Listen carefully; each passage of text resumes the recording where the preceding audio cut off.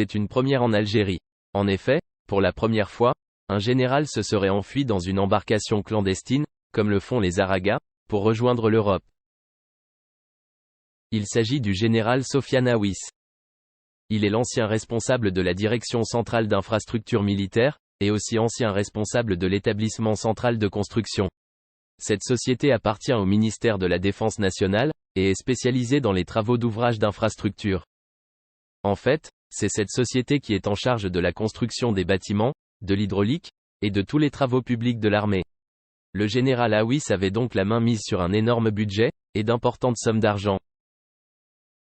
Et c'est probablement afin d'échapper à des inculpations officielles pour des faits avérés de corruption, et des affaires d'enrichissements illicites, que le général Aouis a pris la fuite.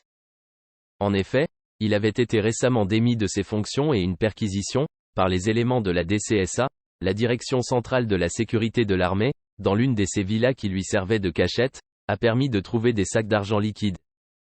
Pour cette raison, le général Sofiane Aouis a fait l'objet d'une ISTN, c'est-à-dire une interdiction de sortie du territoire national.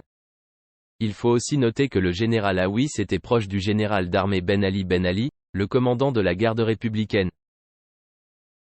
Le général Aouis a fait toute sa carrière dans le bâtiment militaire, et le général Ben Ali l'a pris sous son aile, quand il dirigeait la 5e région militaire de 2005 à 2015. Depuis, le général Ben Ali l'a toujours protégé. Mais il semble que le général Aouis a perdu confiance et a préféré prendre la fuite.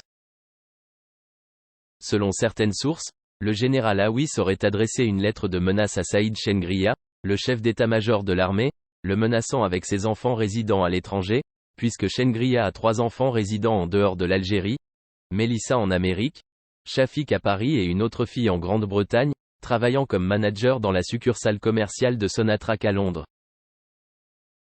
La guerre des clans monte tous les jours d'un cran, et ne s'arrêtera certainement pas, avec l'élection présidentielle de 2024 qui approche.